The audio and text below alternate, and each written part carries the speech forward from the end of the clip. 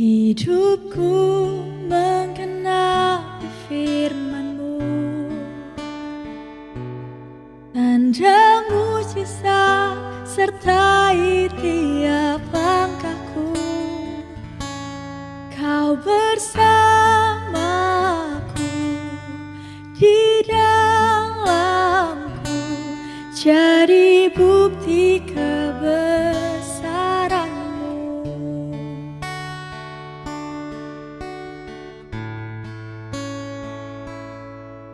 Tuhan, Kau sempurna dalam rencana-Mu dan karya-Mu. Ku serahkan hidupku, murnikan dengan Roh-Mu. Tuhan, Kau sempurna dalam rencana-Mu dan karya-Mu. Ku serahkan hidupku, murnikan dengan Roh-Mu. Hidupku menggenapi firman-Mu, tanda mujizat sertai tiap langkahku. Kau bersamaku di dalamku, jadi bukti kebesaran-Mu.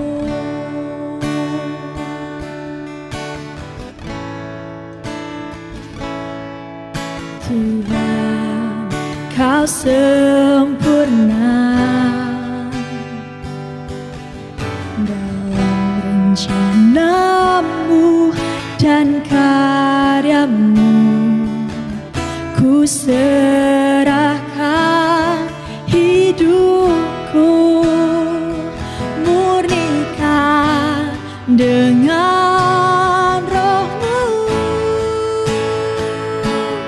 Hidupku menggenapi firman-Mu, tanda mujizat sertai tiap langkahku. Kau bersamaku di dalamku, jadi bukti kebesaran-Mu. Hidupku menggenapi firman-Mu, tanda mujizat sertai tiap langkahku. Kau bersamaku di dalamku, jadi bukti kebesaran-Mu. Hidup kami Tuhan, pancarkan terang-Mu, jadi bukti kebesaran-Mu. Oh, oh, oh, oh, Jesus, Jesus, terima kasih Tuhan, terima kasih Tuhan. Kau sungguh baik, Kau sungguh baik. Oh, oh, oh, oh. Jesus, Jesus. Satu yang ku rindu, bersekutu denganmu, bawaku lebih lagi tinggal di dalam-Mu, nikmati hadirat-Mu, jamalah seluruh hidupku. Urapanmu mengubah hidupku. Satu yang ku rindu, bersekutu denganmu. Bawaku lebih lagi tinggal di dalammu. Nikmati hadiratmu, jamalah seluruh hidupku. Urapanmu mengubah hidupku. Satu yang ku rindu, bersekutu denganmu. Bawaku lebih lagi tinggal di dalammu. Nikmati hadiratmu, jamalah seluruh hidupku. Urapanmu mengubah hidupku. Satu yang ku rindu, bersekutu denganmu. Bawaku lebih lagi tinggal di dalammu. Nikmati hadiratmu, jamalah seluruh hidupku. Urapanmu mengubah hidupku. Urapanmu mengubah hidupku. Urapanmu mengubah hidupku.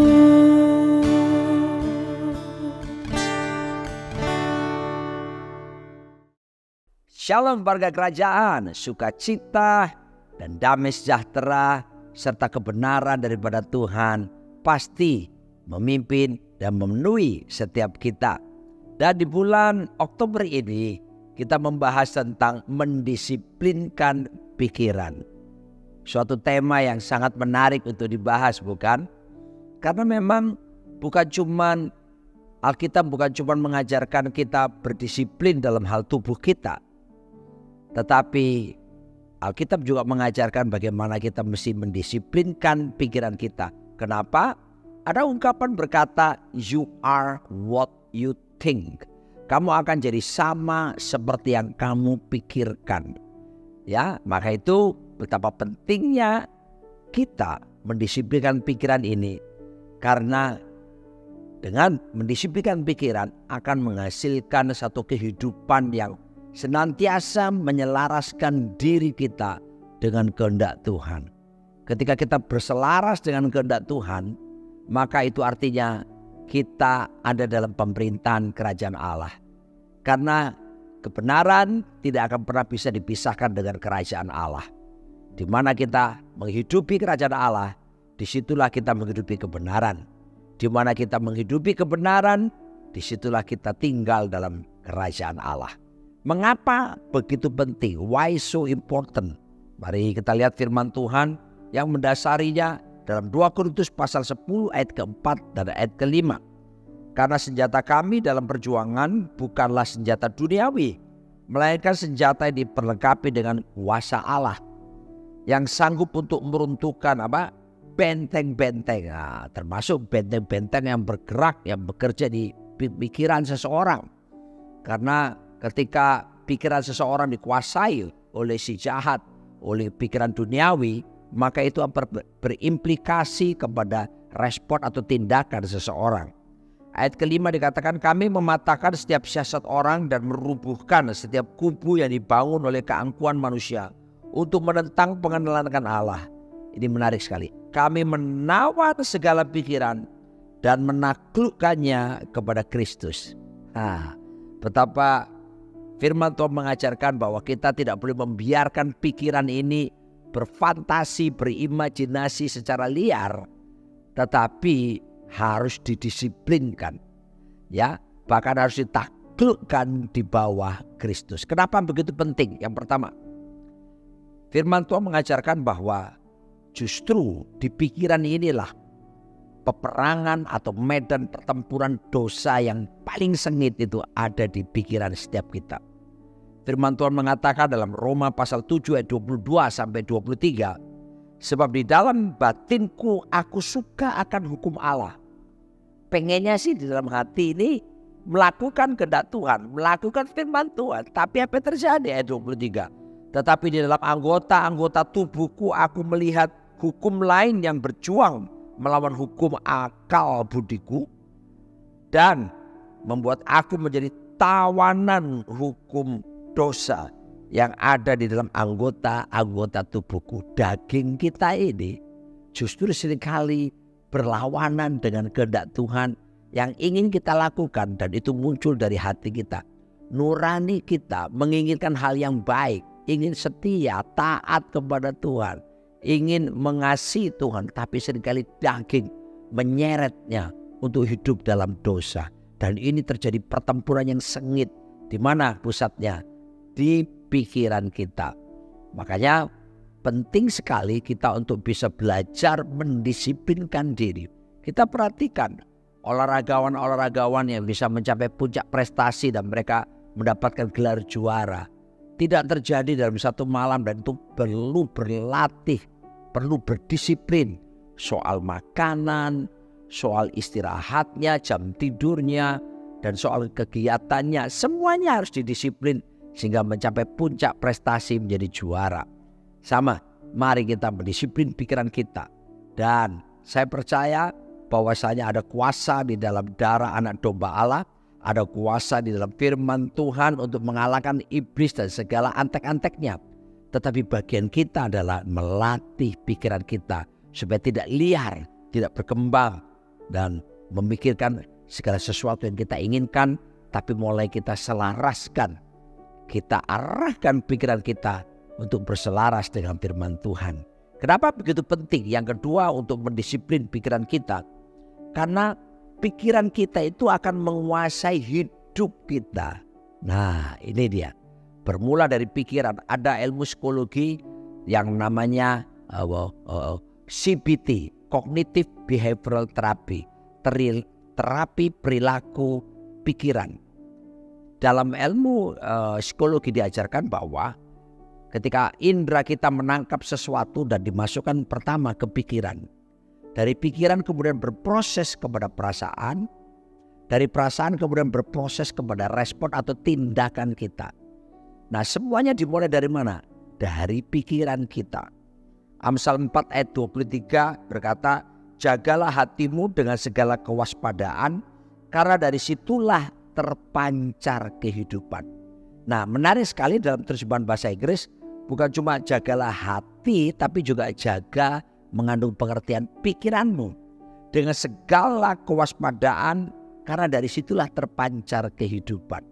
Nah, kata dengan segala kewaspadaan ini dalam terjemahan Ibraninya, bahasa aslinya bukan cuma sekedar berjaga biasa, tapi penjagaan yang super maksimum singkatnya.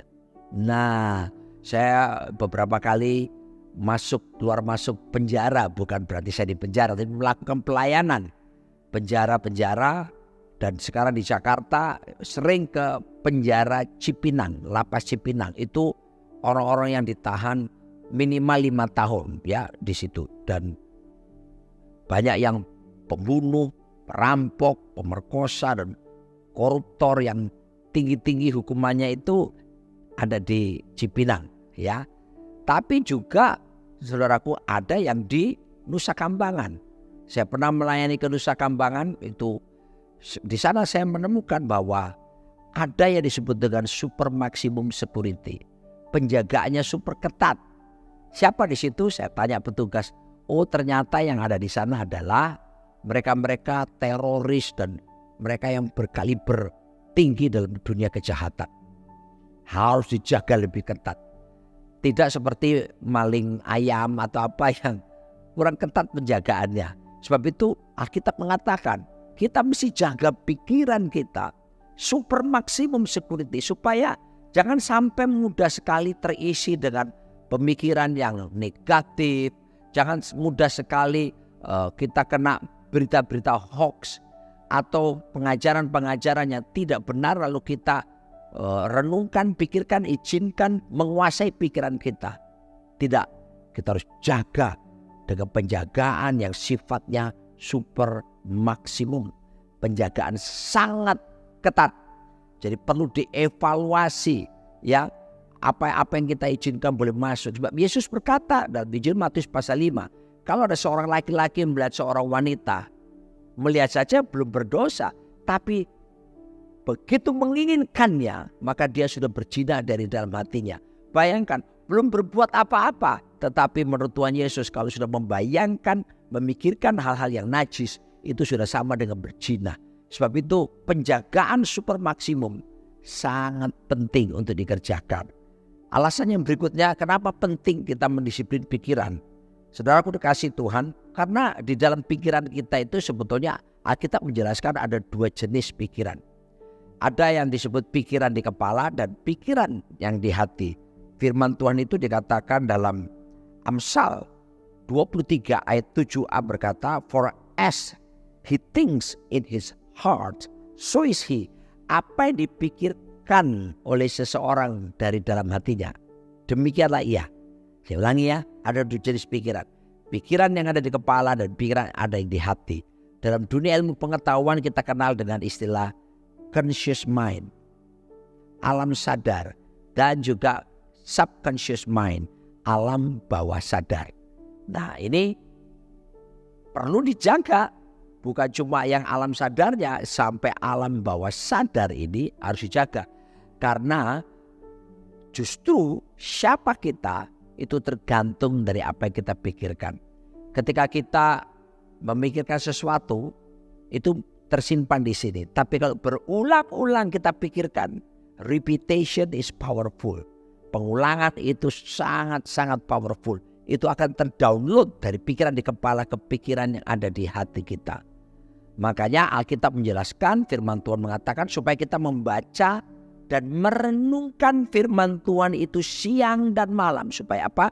Karena kalau cuma dibaca itu berhenti sampai di pikiran di kepala. Tapi waktu direnungkan siang malam itu akan terdownload sampai ke dalaman hati kita. Nah, ketika firman Tuhan terdownload ke dalam hati kita, ini akan menolong kita untuk mengusir segala bentuk pikiran-pikiran yang negatif, pikiran kotor, pikiran najis, pikiran jahat yang tidak baik itu akan mudah dikalahkan ketika kita menguploading ya firman Tuhan yang sudah terdownload, diupload. Dengan kita mengingatnya, memperkatakannya, maka pikirannya negatif itu akan pergi meninggalkan setiap kita. Jadi betapa pentingnya memiliki pikiran-pikiran yang didisiplinkan.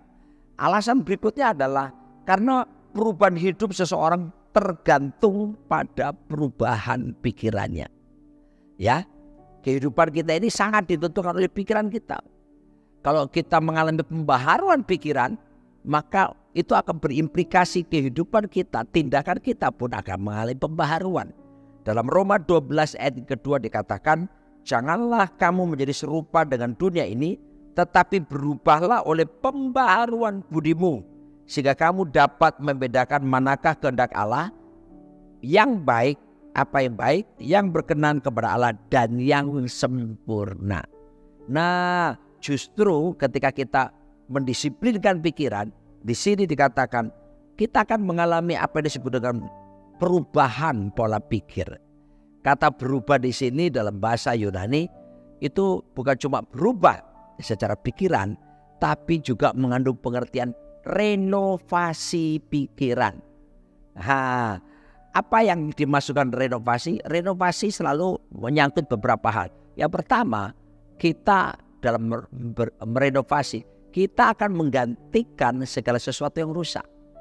Ketika kita mulai merenungkan firman dan mengizinkan firman menguasai kita, pertama, kita akan mengganti semua pikiran-pikiran yang rusak, yang tidak benar.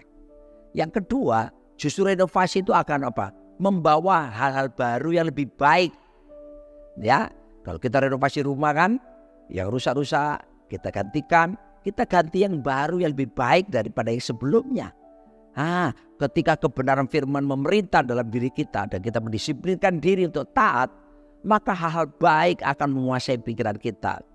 Dan yang ketiga, tentunya dengan renovasi, maka hasilnya akan jauh lebih baik, akan menghasilkan satu pola hidup yang sehat, pola hidup yang bukan cuma sekedar pikiran positif, tapi berselaras dengan firman Tuhan. Sebab itu pikiran benar akan menuntun kepada kehendak Allah. Ini alasan yang berikutnya. Dengan demikian hidup kita akan terus berselaras dengan firman Tuhan. Karena whoever control your mind will control your life. Siapapun yang bisa mengendalikan pikirannya akan mengendalikan kehidupannya. 1 Timotius 4 ayat 7b berkata, latihlah dirimu beribadah. Ayo kita melatih pikiran kita supaya kita semakin berjalan dalam keserupaan seperti Kristus. Dari latihan akan menjadi kebiasaan, lalu akan menjadi budaya. Budaya adalah segala sesuatu yang kita lakukan tanpa berpikir lagi. Kenapa? Dari gaya hidup. Ketika kita melatih pikiran kita, tunduk kepada firman, menyelaraskan kepada firman, membiasakan dirinya, maka jadi budaya. Sehingga pikiran kita tidak akan mudah tercemar. Pikiran kita akan terus berselaras dengan firman Tuhan.